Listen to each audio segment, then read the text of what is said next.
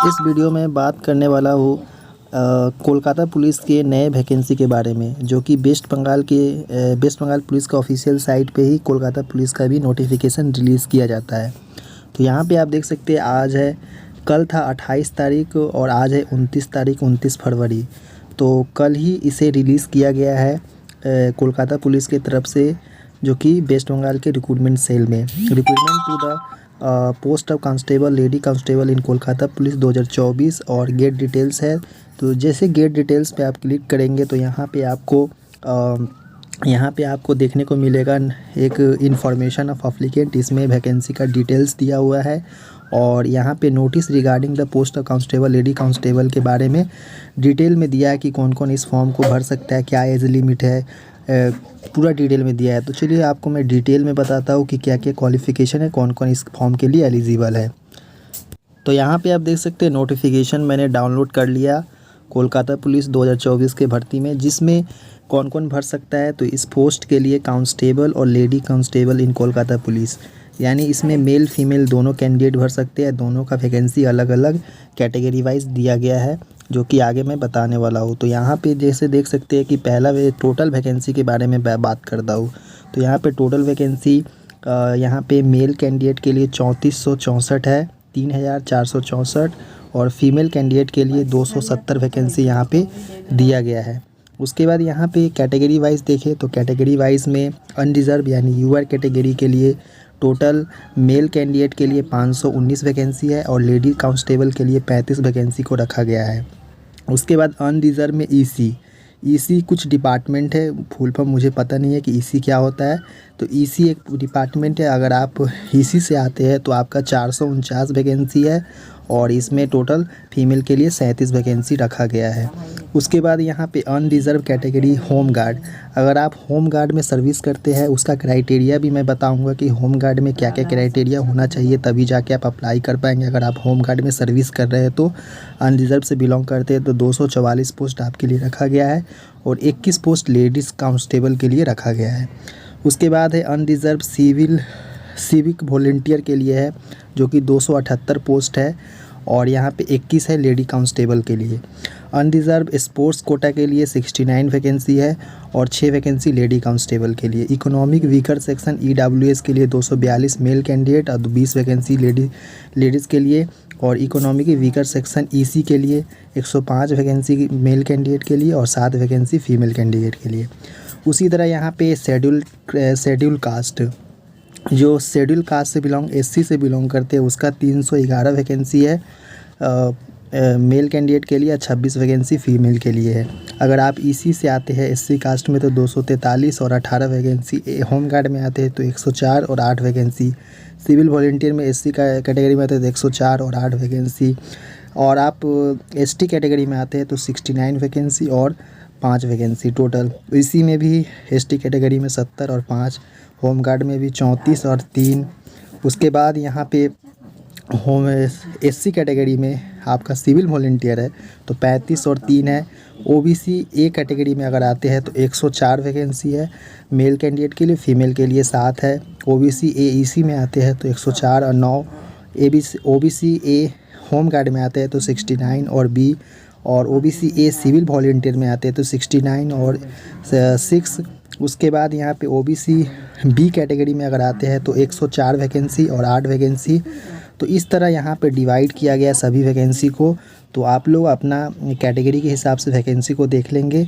उसके बाद अगर आप सिविल वॉलंटियर ईसी है या होम गार्ड है तो आपको क्या करना है, कैसे करना है वो बता देता हूँ। उससे पहले मैं यहाँ पे एलिजिबिलिटी बता देता हूँ कि एज कितना मांगा गया है। तो इसमें आपका बोला है कि must be citizen of India, Indian citizen ही इसमें अप्लाई कर पाएंगे।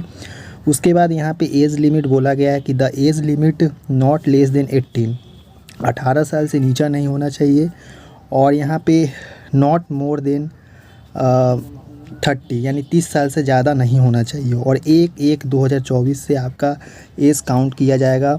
और यहाँ पे 5 साल का टोटल यहाँ पे एससी कैटेगरी और एसटी कैटेगरी के लिए छूट है एज में, और ओबीसी के लिए 3 साल का यहाँ पे छूट है, ओबीसी ए और ओबीसी बी दोनों के लिए।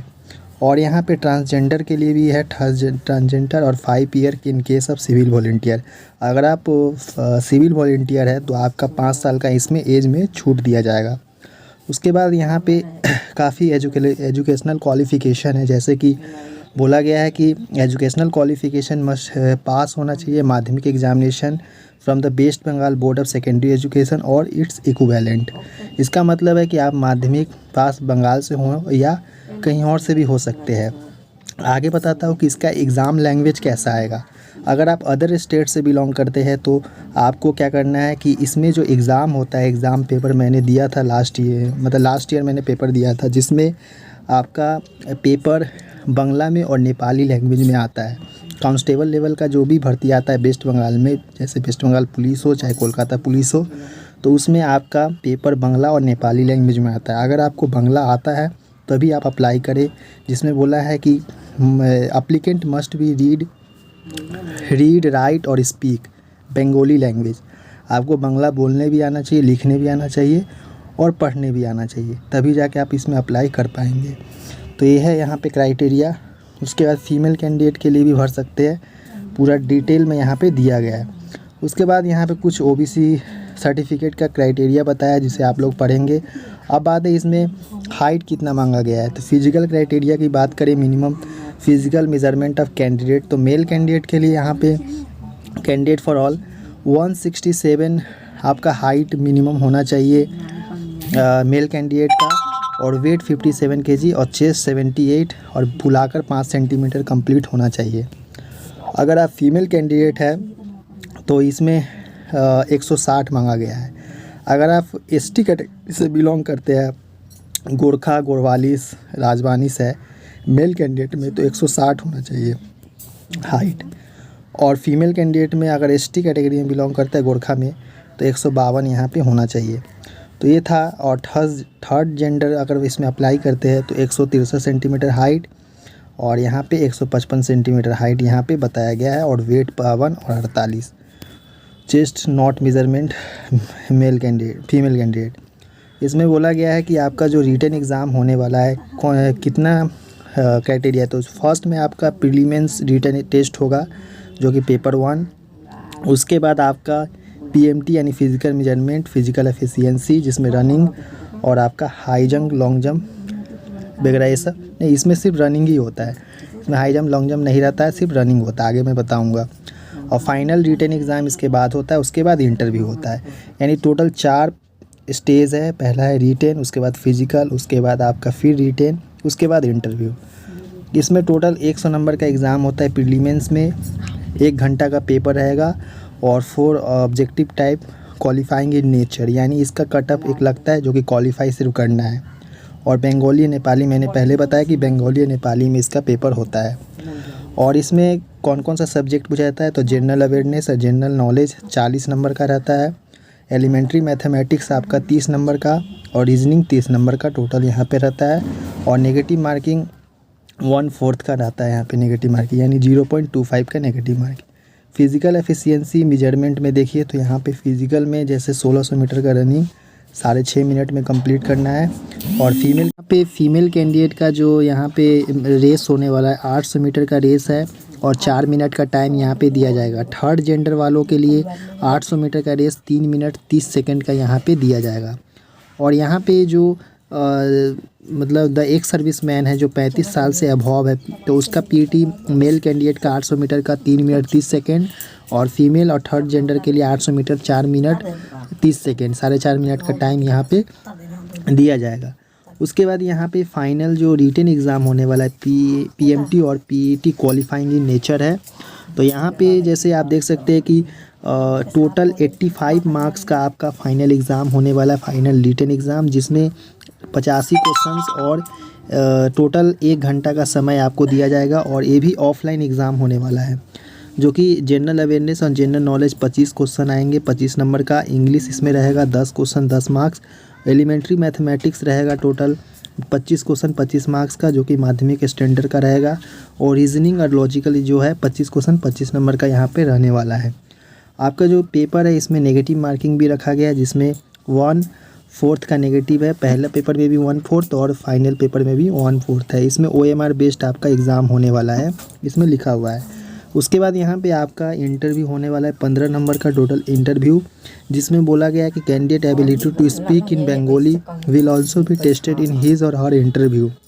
यानी इसमें मेल फीमेल दोनों को ही बंगाली बोलने का यहाँ पे टेस्ट किया जाएगा। एबिलिटी उसके पास कितना है बंगाली बोलने का, पूरा यहाँ पे टेस्ट किया जाएगा। उसके बाद यहाँ पे वेरिफिकेशन, उसके बाद कैरेक्टर्स वगैरह सब कुछ, मेडिकल एग्जामिनेशन होगा जिसमें आगे का अपॉइंटिंग अथॉरिटी।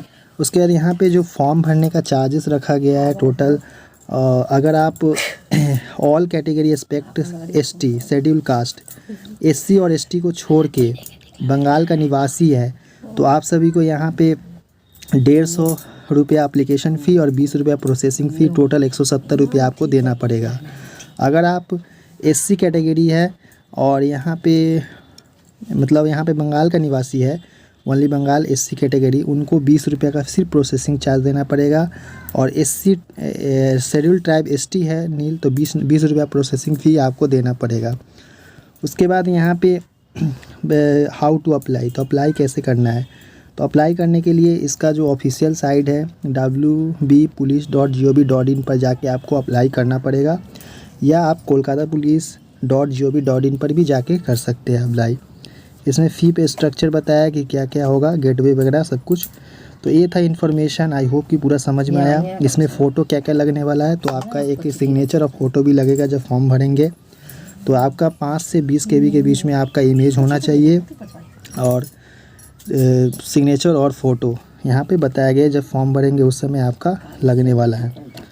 और यहाँ पे नेक्स्ट यहाँ पे बोला है कि अगर आप वेस्ट बंगाल, बोला है कि ऑल कैटेगरी एक्सपेक्ट ST या schedule West Bengal 193 salary application fee 20 रुपया गेट में, यानी टोटल यहाँ पे 193 रुपया लगभग आपका लगेगा। अगर जनरल कैटेगरी OBC कैटेगरी से बिलोंग करते हैं तो आपका लगने वाला यहाँ पे डिटेल में बताया गया है। उसके बाद 7 day will be given also be want to edit और अगर आपका कोई गलत हो जाता है फॉर्म भरने वक्त, तो आपका 7 दिन के अंदर में एक लिंक दिया जाएगा जिसमें 1/4 से लेकर 7/4 के बीच में आप अप्लाई कर सकते हैं। यानी 1 जनवरी, फरवरी, मार्च, अप्रैल 1 अप्रैल से 7 अप्रैल के बीच में आपको टाइम दिया जाएगा, जिसमें आप फॉर्म को करेक्शन भी कर सकते हैं, चाहे कोई भी गलती आपसे हो जाता है फॉर्म भरने वक्त। तो सेम SSC जैसा पैटर्न ये भी फॉलो कर रहा है, ठीक है। तो यहाँ पे आगे और इन्फॉर्मेशन है तो मैं बता देता हूँ। तो यहाँ पे आप देख सकते हैं कि वो पहला जो नोटिफिकेशन था जिसमें वैकेंसी के बारे में बताया, क्वालिफ़िकेशन के बारे में और सिलेक्शन प्रोसेस के बारे में मैंने बताया। अब बात है कि जो जैसे कि मैंने बोला था KP में आपका कोई अगर आप सर्विस करें, सिविल में है, आप होम गार्ड में है, तो उसका क्या क्राइटेरिया है। तो यहाँ पे कुछ इम्पॉर्टेंट है, जैसे एज के बारे में वो हाँ छोड़ देते हैं। यहाँ पे कुछ इम्पॉर्टेंट दिया है जैसे मोबाइल नंबर, मतलब ये डेट वगैरह, ये सब इंस्ट्रक्शन वाला पेज है। तो ये था, और आपको पूरा जानना है कि आपका क्या क्या क्राइटेरिया होने से, जैसे आप सिविल में कोई जॉब कर रहे हैं या आप होम गार्ड में है या EC में है, उसके जानने के लिए आपको पूरा वेबसाइट पे जाके आपको सर्च करना पड़ेगा। तो ये था इन्फॉर्मेशन, आई होप कि पूरा आपको समझ में आया कि किस तरह वैकेंसी है और कौन कौन इसमें अप्लाई कर सकता है। चैनल पे पहली बार, चैनल को सब्सक्राइब कर दे और बेल आइकन को प्रेस कर दे ताकि इसी तरह का इन्फॉर्मेशन आपको सबसे पहले इस चैनल पर मिल जाए।